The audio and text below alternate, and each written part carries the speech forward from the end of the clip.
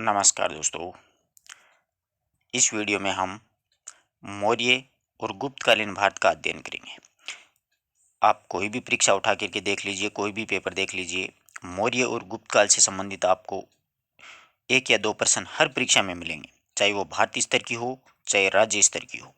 अपने first grade में भी मौर्य और गुप्त काल जोड़ रखे हैं, उनमें भी आते हैं, और रीट का जो सिलेबस है उसमें भी जोड़ रखे हैं। तो अपन मौर्य में देखिए, तीन ही महत्वपूर्ण जो शासक हुए हैं वही हैं चंद्रगुप्त, बिंदुसार और अशोक। इनसे संबंधित ही प्रश्न आते हैं। बिल्कुल छोटे छोटे, इनका प्रधानमंत्री कौन था, किसने कब तक राज्य किया, किसने कौन सी उपाधि धारण की, इस प्रकार के छोटे छोटे प्रश्न बनते हैं।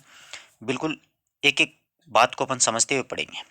तो देखिए, प्राचीन भारत के इतिहास में मौर्य काल का महत्वपूर्ण स्थान था। मौर्य काल जो है वो चतुर्थ शताब्दी ईसा पूर्व से लेकर के द्वितीय शताब्दी ईसा पूर्व तक माना जाता है। इस काल में चंद्रगुप्त, बिंदुसार और अशोक, ये तीन ही राजा हैं। चंद्रगुप्त, मौर्य, बिंदुसार और अशोक जैसे महान और शक्तिशाली शासक हुए हैं। मौर्य साम्राज्य की स्थापना में आचार्य चाणक्य जो है, विष्णुगुप्त है चाणक्य का मूल नाम, आचार्य चाणक्य का बहुत महत्वपूर्ण योगदान है। क्योंकि इस चाणक्य की वजह से ही मौर्य जो साम्राज्य है वो हमारे प्रकाश में आया, हमारे सामने आया, उसका उद्भव और विकास हुआ। क्योंकि अगर चाणक्य नहीं होते ना, तो चंद्रगुप्त मौर्य कभी शासक नहीं बन सकते थे। मूल जो कारण है वो चाणक्य ही हैं। वो क्यों हैं, वो देखिए, पढ़ेंगे अपन इस पाठ को तो बहुत अच्छे से बात समझ में आएगी। कि मौर्य साम्राज्य की स्थापना के पूर्व मगध में, मगध जो एक साम्राज्य था, वहां पर नंदवंश के एक शासक था गणानंद, वो शासन करता था गणानंद। तो गणानंद से मगध की जनता बिल्कुल नाराज थी, क्योंकि ये अय्याशी प्रवृत्ति का राजा था और मतलब डरपोक प्रवृत्ति का भी था। उसने जनता पर बहुत अधिक अत्याचार भी किए थे। नंदवंश के शासक शासनकाल में भारत के पश्चिमी भाग में छोटे छोटे राज्य थे। भारत के पश्चिमी भाग में छोटे छोटे राज्य थे। सिकंदर जब आया था, तो सिकंदर ने जब भारतवर्ष के पश्चिमी भाग पर आक्रमण किया, तब इन छोटे छोटे राज्यों से कुछ ने उनका सहयोग किया। कुछ जो छोटे छोटे राज्य थे उनके राजाओं ने सहयोग किया सिकंदर का। तो आचार्य चाणक्य संपूर्ण भारतवर्ष को एक सूत्र में बांधना चाहते, परंतु आचार्य जो चाणक्य थे वो चाहते थे कि पूरा भारतवर्ष एक ही रहे, यानी टुकड़ों में ना बटा रहे। अब देखिए, आचार्य चाणक्य का इतिहास है छोटा सा। आचार्य चाणक्य विष्णुगुप्त, तक्षशिला एक विश्वविद्यालय था पाकिस्तान में, वहां पर ये शिक्षक थे, आचार्य थे।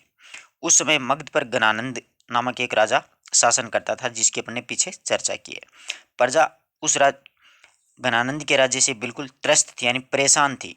एक बार राजा गणानंद ने अपने दरबार में आचार्य चाणक्य का अपमान कर दिया, यानी शिक्षक का अपमान कर दिया। उन्होंने तभी इस अत्याचारी राजा के कुशासन को समाप्त करने की प्रतिज्ञा कर ली। यानी अपन किसी के दरबार में जाते हैं और अपना अपमान होगा तो अपन भी उसका बदला लेना चाहेंगे। वही बात चाणक्य ने की थी। चाणक्य गणानंद के दरबार में गए थे और गणानंद ने चाणक्य का क्या किया, अपमान किया। तो इनके मन में एक मतलब टीस बैठ गई, एक रीस, एक गुस्सा बैठ गया कि इस घमंडी राजा जो है इसके कुशासन को बिल्कुल समाप्त करेंगे। ऐसी प्रतिज्ञा कर ली थी चाणक्य ने। आचार्य चाणक्य ने एक साधारण बालक, चंद्रगुप्त मौर्य था, चंद्रगुप्त जो था एक बिल्कुल साधारण बालक था, उसको शिक्षा दे करके मगध का शासक बना दिया, उसको शिक्षा दी थी। यानी चंद्रगुप्त मौर्य है उसमें नेतृत्व के गुण देखे थे चाणक्य ने।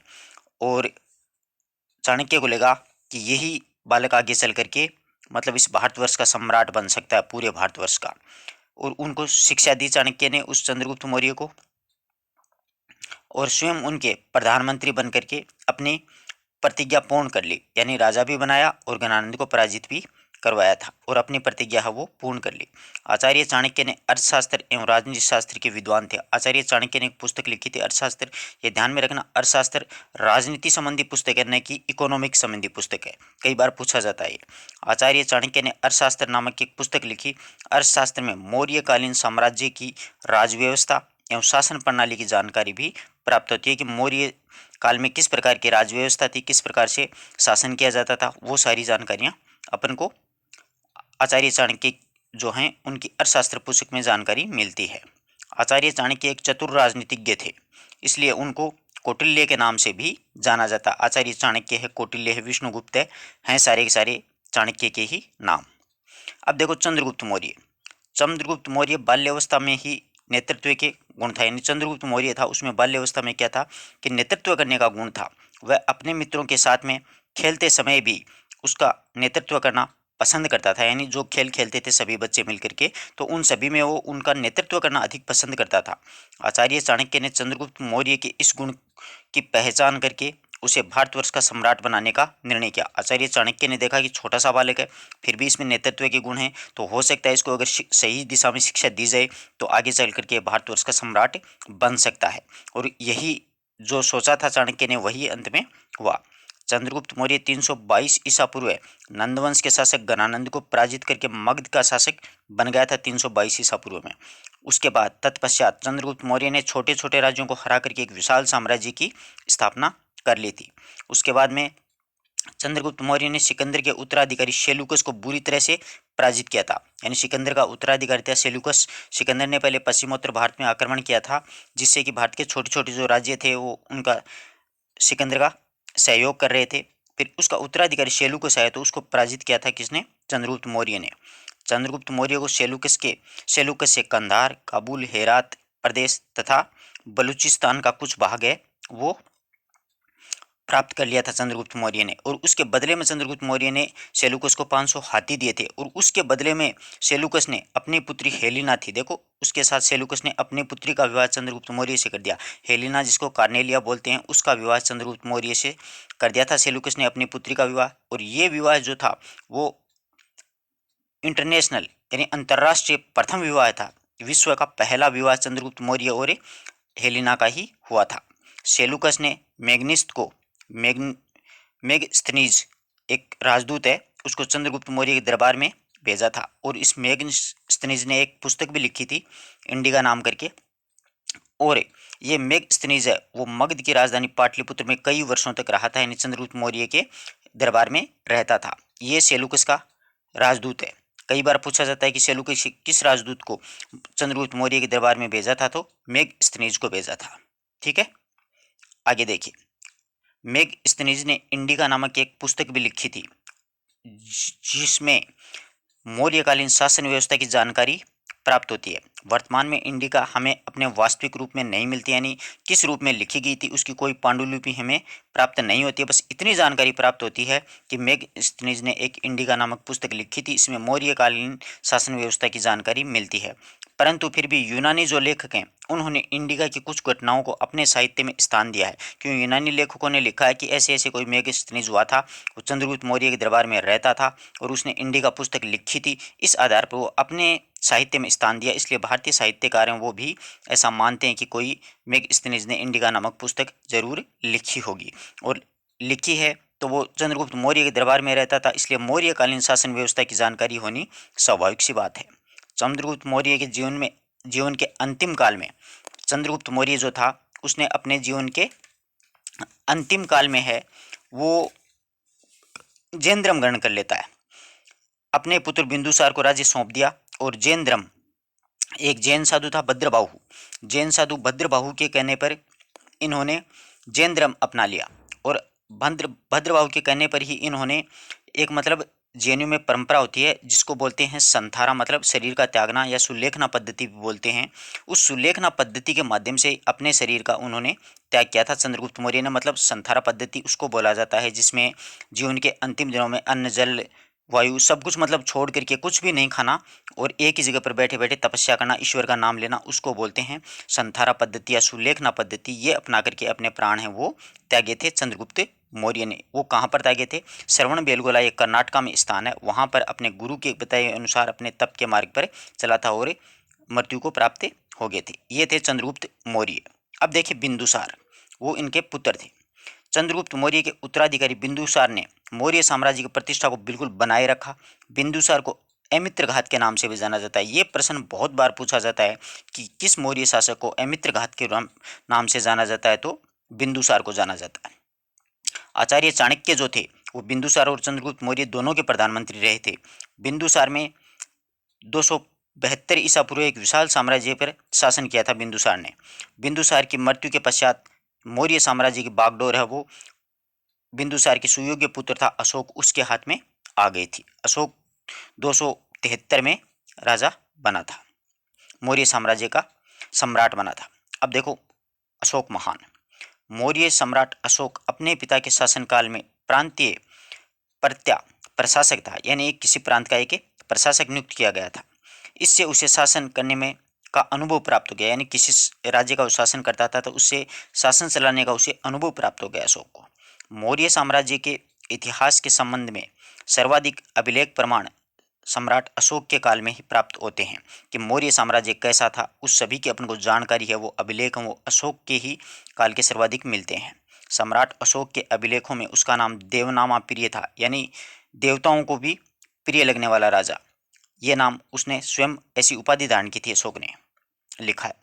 अशोक ने 269 ईसा पूर्व मौर्य सम्राट बना था। तत्पश्चात अपने 30 वर्ष के शासनकाल में उसने लगभग संपूर्ण भारतवर्ष को अपने अधीन कर लिया था, यानी पूरा भारतवर्ष सम्राट अशोक के अधीन हो गया था।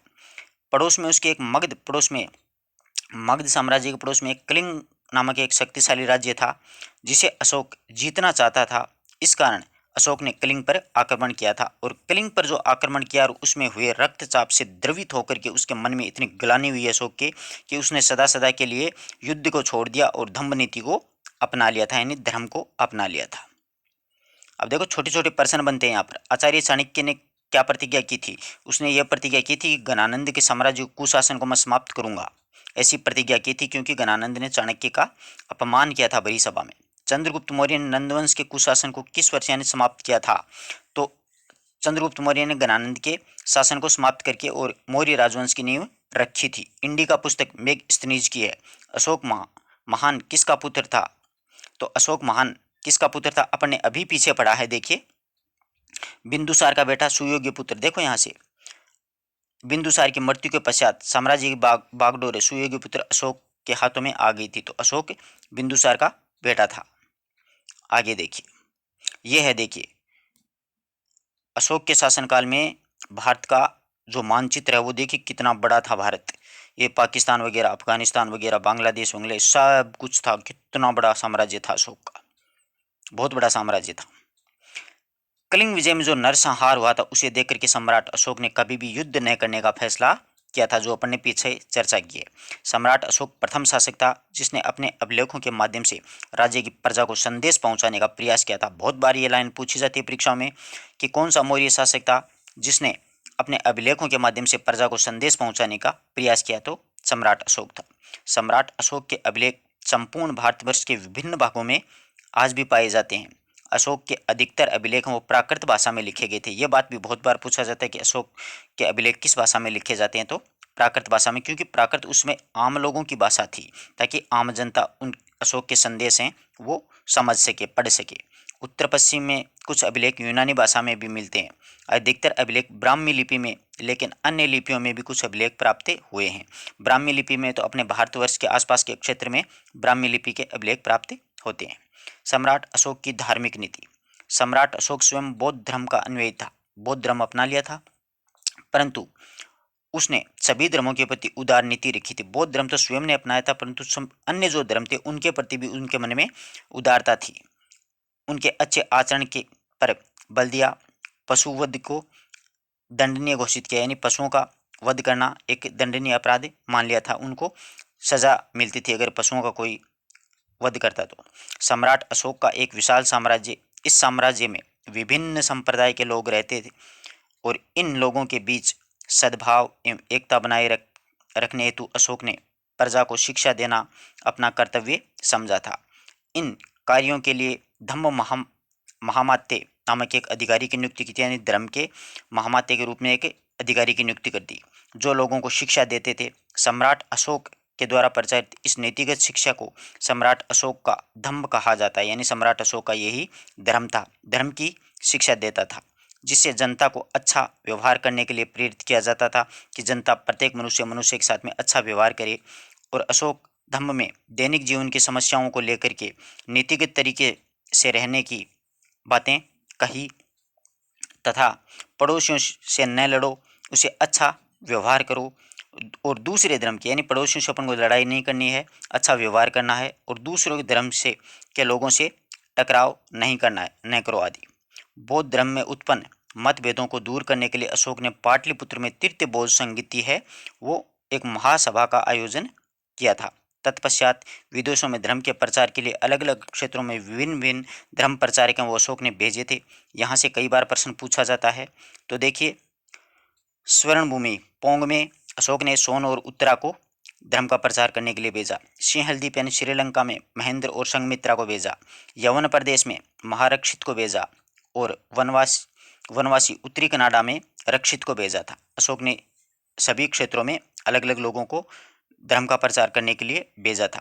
विदेशों में भी भारतीय संस्कृति एवं धर्म के प्रचार में सम्राट अशोक का योगदान अद्वितीय रहा, यानी खूब प्रचार प्रसार किया है।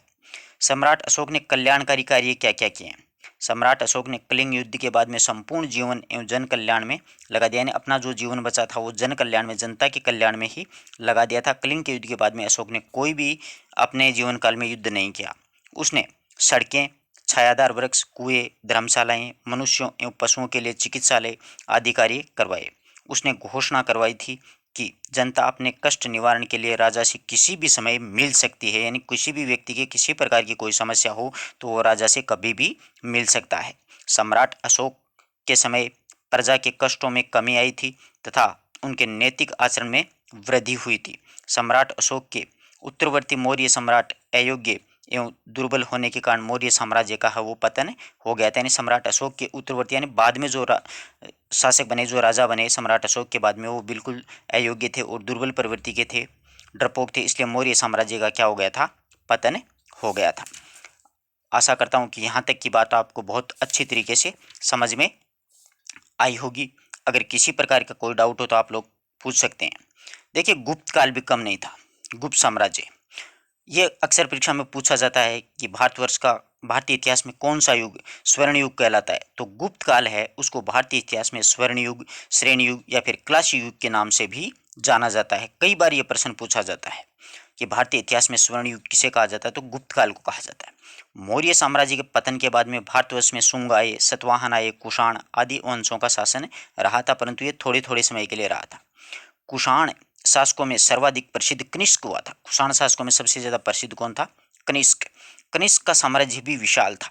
4वीं शताब्दी में गुप्त राजवंश ने उत्तरी भारत की सत्ता संभाली थी, अपने भारत की सत्ता संभाली थी 4वीं शताब्दी में। इस वंश ने लगभग 200 वर्षों तक शासन किया था गुप्तों ने भारत पर। गुप्त वंश के शासन काल में भारतीय संस्कृति परंपरा अधिक समृद्ध हुई, जिसकी शुरुआत मौर्य सम्राट चंद्रगुप्त एवं आचार्य चाणक्य ने की थी। यानी भारतीय संस्कृति की जो शुरुआत है वो चंद्रगुप्त मौर्य और आचार्य चाणक्य के द्वारा की गई थी, परंतु गुप्त काल में ये अधिक समृद्ध और संपन्न हुई थी। गुप्त वंश का प्रथम प्रतापी शासक चंद्रगुप्त प्रथम था। चंद्रगुप्त प्रथम था। गुप्त वंश का वैसे संस्थापक अगर पूछा जाए तो श्रीगुप्त होगा, परंतु वैसे प्रथम प्रतापी शासक की अगर बात करें तो वो चंद्रगुप्त प्रथम था, जिसने महाराज धीराज की उपाधि धारण की थी और इसे गुप्त वंश का वास्तविक संस्थापक भी माना जाता है, क्योंकि चंद्रगुप्त के शासनकाल में ही गुप्त साम्राज्य वो अपना विशाल रूप है वो सामने लेकर के आया था।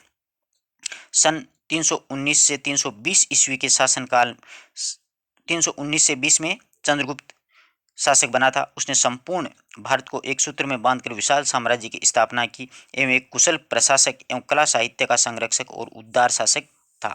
कौन था?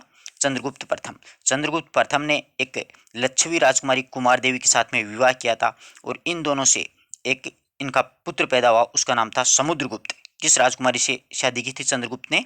लच्छवी राजकुमारी कुमार देवी से विवाह किया था चंद्रगुप्त प्रथम ने। अब देखिए समुद्रगुप्त। समुद्रगुप्त जो है, समुद्रगुप्त चंद्रगुप्त प्रथम के बाद उसका सुयोग्य पुत्र समुद्रगुप्त था। वो चंद्रगुप्त और लच्छवी राजकुमारी कुमार देवी का बेटा था। समुद्रगुप्त मगध का शासक बना। समुद्रगुप्त की माता का नाम कुमार देवी था, जो लच्छवी राजकुमारी थी। समुद्रगुप्त न केवल गुप्त वंश का बल्कि संपूर्ण प्राचीन भारतीय इतिहास में महानतम शासकों में से एक था। बहुत ही पराक्रमी शासक हुआ था। वह पराक्रमी और एक वीर और विद्वान शासक था। राजा बनते ही उसने उत्तर भारत के सभी शासकों को पराजित किया था। इसने राजा बनते ही उत्तर भारत के सभी शासकों यानी 12 राजाओं को इन्हें पराजित किया था उत्तर भारत के, और 12 को ही दक्षिण भारत के पराजित किया। दक्षिण और पूर्वोत्तर में भी अपना राज्य विस्तृत किया। समुद्रगुप्त ने भारत के विशाल भूभाग को जीत करके अश्वमेध एक यज्ञ भी किया था और उसकी स्मृति में अश्व चित्र के अंकित एक सोने के सिक्के भी समुद्रगुप्त ने चलाए थे। और समुद्रगुप्त के बारे में कई विद्वानों ने कई बातें भी कही हैं, वो अपन आगे चर्चा करेंगे। देखो, समुद्रगुप्त का शासनकाल राजनीतिक एवं सांस्कृतिक दोनों रूप से ही गुप्त साम्राज्य के उत्कर्ष का काल था। राजनीतिक और सांस्कृतिक दोनों रूप से ही समुद्रगुप्त का जो शासनकाल है वो उसका साम्राज्य उत्कर्ष काल का माना जा सकता है। उनके दरबार में अनेक कलाकार और विद्वान रहते थे। हरिशरण ने प्रयाग प्रशस्ति लिखी थी। हरिशरण ने प्रयाग प्रशस्ति मतलब इलाहाबाद में एक प्रशस्ति लिखी थी। हरिशरण उसका मंत्री एवं लेखक था। उसने प्रयाग प्रशस्ति की रचना की। प्रयाग प्रशस्ति में समुद्रगुप्त के विजयी अभियानों की जानकारी अपन को प्राप्त होती है। पूछा जाता है कई बार कि समुद्रगुप्त के विजय अभियानों की जानकारी कहाँ से मिलती है, तो प्रयाग प्रशस्ति थे। तो कई बार ये भी पूछा जाता है प्रयाग प्रशस्ति के रचयिता कौन है, तो हरिशरण है। समुद्रगुप्त स्वयं एक संगीतज्ञ था। वो वीणा वादन का शौकीन था, मतलब उसको वीणा बजाना अच्छा लगता था। वह प्रजापालक और धर्मनिष्ठ शासक था, यानी प्रजा का पालन करने वाला और धर्म को मानने वाला राजा था, और जिसने वैदिक धर्म और परंपराओं के अनुसार शासन किया था। वैदिक धर्म में बताई गई परंपराओं के अनुसार समुद्रगुप्त ने है वो शासन किया था। ठीक है। इसके बाद में चंद्रगुप्त द्वितीय कौन आता है। समुद्रगुप्त के दो पुत्र थे, एक तो था रामगुप्त और एक था चंद्रगुप्त द्वितीय। तो रामगुप्त तो क्या था, बिल्कुल कमजोर और डरपोक प्रवृत्ति का शासक था। और रामगुप्त के शासनकाल में एक ये बात हो गई थी, मतलब क्या हुआ था कि शक राजाओं ने आक्रमण कर दिया, और एक शक राजा ने इतना परेशान किया रामगुप्त को, और उसने ये यहाँ तक कह दिया कि तुम्हारी जो पत्नी है ध्रुव देवी, उसको शक राजा ने कहा कि मेरे पास भेज दो, तो वो भेजने के लिए तैयार हो गया। रामगुप्त का इतिहास है ये। परंतु चंद्रगुप्त द्वितीय जो था वो ये नहीं चाहता था कि मेरे भाई की पत्नी किसी दूसरे राजा के हाथों में जाए। तो वह ध्रुव स्वामिनी के वेश में शकों के डेरे में जाता है और उस शक राजा का वध कर देता है। फिर वापस आकर के रामगुप्त का भी वध कर देता है और ध्रुव स्वामिनी से स्वयं विवाह है वो कर लेता है। इसकी जानकारी हमें जो हो वो देवी चंद्रगुप्त नामक एक नाटक है विशाख दत्त के द्वारा लिखित है, उसमें ये जानकारी मिलती है कि एक निर्बल शासक भी पैदा हुआ था गुप्त साम्राज्य में, जो कि रामगुप्त नाम से जाना जाता है। इसीलिए उसका इसमें जिक्र नहीं किया है। अपन इतिहास की अच्छी पुस्तक पढ़ते हैं तो उसमें ये जानकारियाँ मिलती है अपन को। अपन चंद्रगुप्त विक्रमादित्य के बारे में जानकारी प्राप्त करते हैं। यह बहुत ही बलशाली और वीर शासक था। समुद्रगुप्त के बाद में चंद्रगुप्त द्वितीय शासक बना। वह अपने ही पिता समुद्रगुप्त की तरह योग्य और प्रतिभाशाली था। उसे कला विद्या के संरक्षण एवं अद्वितीय योद्धा के रूप में सर्वाधिक स्मरण किया जाता है। यानी वो विद्या का संरक्षक था और योद्धा भी था। उसने शक और कुषाण शासकों, मैंने आपको पीछे बताया था ना शक का, तो शक और कुषाण शासकों को परास्त किया। और चंद्रगुप्त द्वितीय का साम्राज्य भी भारतवर्ष में बहुत बड़े भाग पर विस्तृत था। विजय अभियानों के बाद में विक्रमादित्य की उपाधि इसने धारण की थी। अब इसमें कई चीज़ें आती हैं चंद्रगुप्त विक्रमादित्य के लिए। उसने अनेक उपाधियां धारण की थी।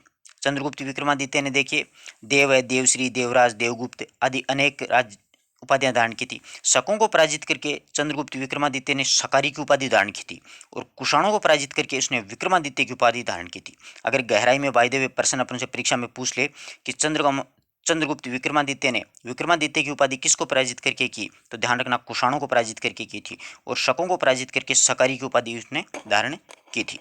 ठीक है। चंद्रगुप्त द्वितीय युद्ध क्षेत्र में इतना वीर रणकुशल था कि शांति काल में उसने अधिक कहीं अधिक कर्मठ था। वह स्वयं विद्वान था और विद्वानों का आश्रयदाता था। यानी चंद्रगुप्त विक्रमादित्य के शासनकाल में नवरत्न रहते थे, यानी नौ रत्नों की एक मंडली हुआ करती थी नवरत्न, जो आगे चल करके मुगल काल में अगर देखा जाए तो अकबर के नवरत्न अपन पढ़ते हैं, वही सबसे पहले चंद्रगुप्त विक्रमादित्य के दरबार में नवरत्न रहते थे। महाकवि कालिदास रहता था, धन्वंतरी रहता था, क्षणक रहता था, अमर सिंह, शंकु, वेताल भट्ट और गटकर पर, वराह मिहिर और वररुचि, ये जो प्रमुख प्रमुख विद्वान थे, ये 9 विद्वान इसके दरबार में चंद्रगुप्त विक्रमादित्य के दरबार में रहते थे। चीनी यात्री फाहियान भी चंद्रगुप्त विक्रमादित्य के शासनकाल में आया था। अब चीनी यात्री फाहियान है, इसका मूल नाम बता दूं आपको, थोड़ी सी इसका इतिहास बता दूं आपको। इस फाहियान का मूल नाम कुंग है। क्या नाम है? कुंग। ध्यान रखना, आपको कहीं पढ़ने को मिल जाएगा। कुंग का शाब्दिक अर्थ होता है मतलब धर्माचार्य, यानी धर्म का प्रचार करने वाला। ये भारत में आया था, किसके शासनकाल में आया था? ये आया था चंद्रगुप्त विक्रमादित्य के शासनकाल में। और इसने चंद्रगुप्त विक्रमादित्य के बारे में बहुत सी बातें कही थी, अपन चर्चा करते हैं। देखो, फाहियान ने चंद्रगुप्त विक्रमादित्य के शासनकाल के बारे में लिखा है कि इसकी प्रजा बिल्कुल सुखी थी। राजा न तो कोई शारीरिक दंड देता था और न ही कोई प्राण दंड देता था। यानी चंद्रगुप्त विक्रमादित्य के शासनकाल में जनता बिल्कुल सुखी थी। ये शारीरिक दंड भी नहीं देते थे और ना ही कोई प्राण दंड।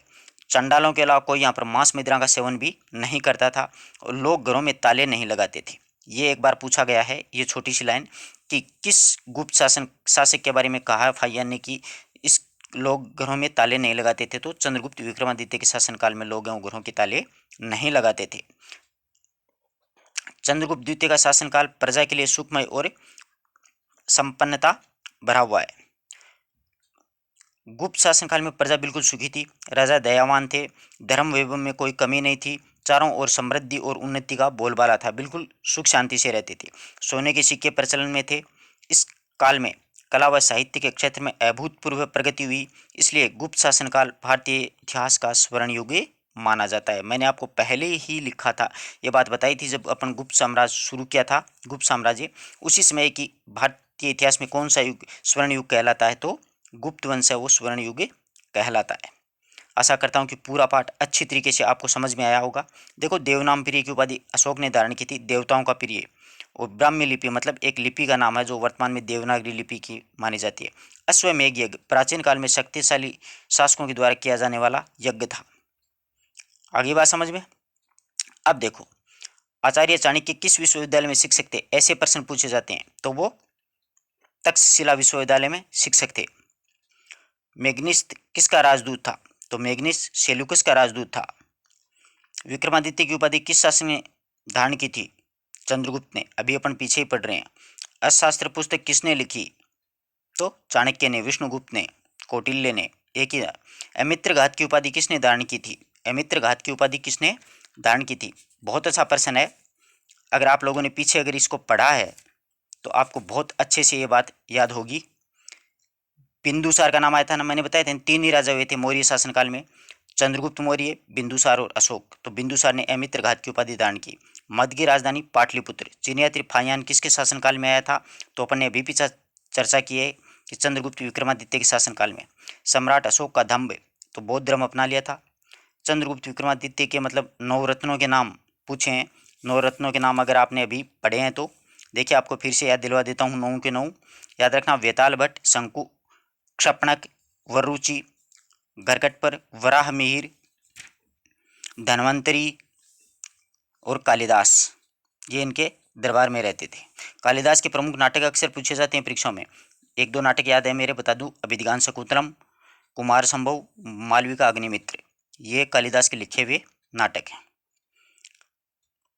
चीन यात्री फाहियान ने गुप्त साम्राज्य के बारे में क्या क्या लिखा है, तो देखो अभी अपन ने पढ़ा है, घरों में ताले नहीं लगाए जाते हैं, ये रही बात। देखो क्या क्या लिखा है। राजा कोई शारीरिक दंड नहीं देता था, नहीं कोई प्राण दंड देता था। चांडालों के अलावा कोई मांस मदिरा नहीं खाता था। लोग गृहों में ताले नहीं लगाते थे। बिल्कुल प्रजा थी वह सुखी थी। राजा यहाँ का दयावान था। ये एक आध ऑप्शन में अपने को पूछ सकता है। आ रही है बात समझ में।